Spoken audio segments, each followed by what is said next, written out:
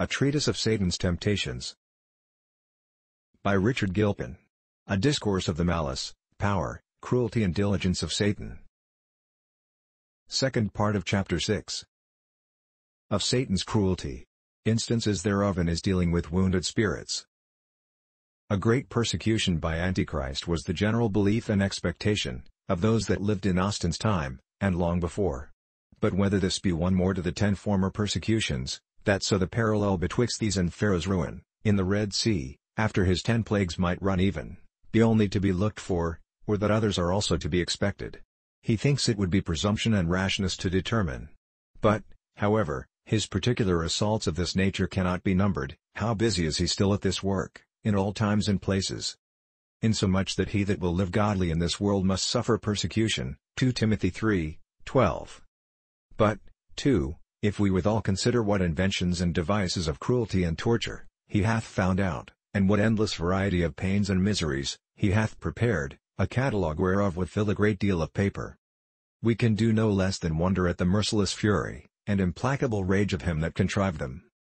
Satan, the great engineer, doth but give us the picture of his mind, in all those instruments of destruction. And when we see amongst tyrants, ways of torturing every member of the body, and arts of multiplying deaths, that so those that perish by their hands might not have so much as the mercy of a speedy dispatch, but that they might feel themselves to die, we may reflect it upon Satan. In Jacob's words, to Simeon and Levi, "Cursed be his anger, for it is fierce, and his wrath, for it is cruel." Genesis 49:7. 3. But if we consider what instruments he useth, and against whom, we shall see cruelty, in a higher exaltation. Had he used some of the beasts of the earth, or some of his apostate associates, to persecute and afflict the innocent lambs of Christ, it might have been much excused from the natural instinct, or cursed antipathy of such agents. Or had he used only the vilest of the children of men to act his tragical fury, the matter had been less, but as not content with common revenge, he persecutes men by men, though all of one blood and offspring, and so perverts the ends of nature, making those that should be the comforts and support of men to be the greatest terror and curse to them. A thing which nature itself abhors, and in regard of which, that the impressions of pity might be more permanent and efficacious. God forbade Israel to see the kid in the mother's milk, Exodus 23:19, nay, he hath prevailed with some of good inclinations and rare accomplishments, for such were some of the persecuting emperors, to be his deputies for authorizing the rack, for providing fire and faggot, and, which is strange, hath prevailed so far with them, that they have been willing to open their ears to the most palpable lies, the grossest forgeries, the most unreasonable suggestions that known malice could invent. And then after all, when they were drawn out to butchery and slaughter by multitudes, they have made such spectacles, which might make impressions upon an iron breast, or an adamant heart, only advancements of their jollity.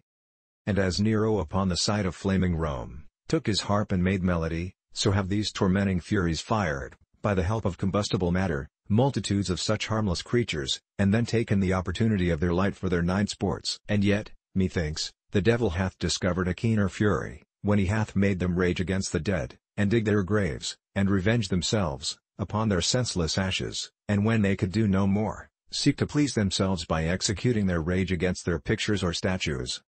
Which actions, though they might be condemned for follies, yet are they evidences of highest fury, which commonly destroys the judgment, and sacrificeth wit, reason, and honor upon the altar of revenge. That the devil should so poison man's nature that he should thus rise up against his fellow, that carries the same specific being with himself, shows enough of his temper against man, but never more than when he prevails, against the engagements of kindness, blood, affinity, and relation, to raise a man's enemies out of his own house. The father against the son, and the son against the father, the daughter against the mother, and the mother against the daughter, Matthew X:35. For this is little less than an unnatural mutiny of the members against the body. 5.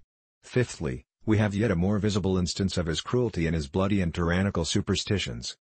Look but into the rites and ways of his worship among the heathen, in all ages and places, and you will find nothing but vile and ridiculous fooleries, or insolent and despiteful usages. In the former he hath driven man to villainous debaucheries, in the latter to execrable cruelties. Of the latter I shall only speak, though in the former, by debasing man to be his laughingstock, he is cruel in his scorn and mockery. Here I might mention his tyrannical ceremonies of the lower order, such as touch not life, such were their tedious pilgrimages, as in Xylon, their painful whippings, as of the youth of Lacedaemon at the altar of Diana. Of their priests, and that with knotted cords upon their shoulders, as at Mexico and New Spain, their harsh usages and tedious fastings, stinking drenches, hard lyings upon stones, eating earth, strict forbearances of wine and commerce, their torturings and manglings of their bodies, by terrible lancings and cuttings for the effusion of blood, 1 Kings 18. Their dismembering themselves, plucking out their eyes, mangling their flesh, to cast in the idol's face, sacrificing their own blood, as did the priests of Bologna and de Assyria. So did the kings of New Spain at their election, as Montezuma II, who sacrificed by drawing blood from his ears, and the calves of his legs.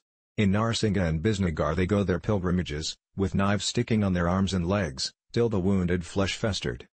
Some cast themselves under the wheels of the wagon, on which their idol is drawn in procession.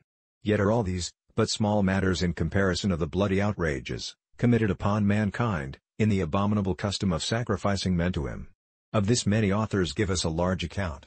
The Lacedaemonians, to avert the plague, sacrifice a virgin. The Athenians, by the advice of Apollo's oracle, sent yearly to King Minos, 7 males and so many females, to be sacrificed to appease the wrath of the god, for their killing of Androgeus. The Carthaginians, being vanquished by Agathocles, king of Sicily, sacrificed 200 noblemen's children at once.